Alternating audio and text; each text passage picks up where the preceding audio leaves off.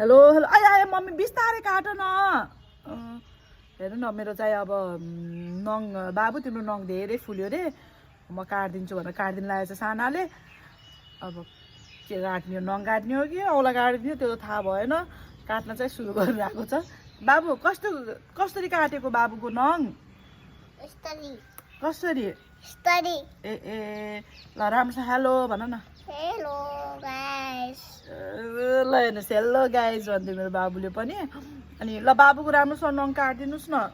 काटिदिन्छु यहाँ ल अक्को पनि ल हेर्नु न नङ काटिदिन्छु रे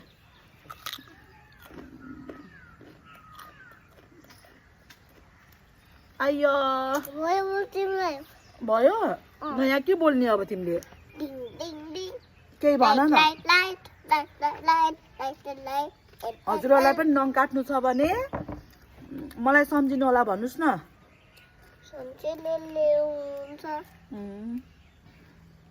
नङ काट्नु छ भने कसलाई सम्झिने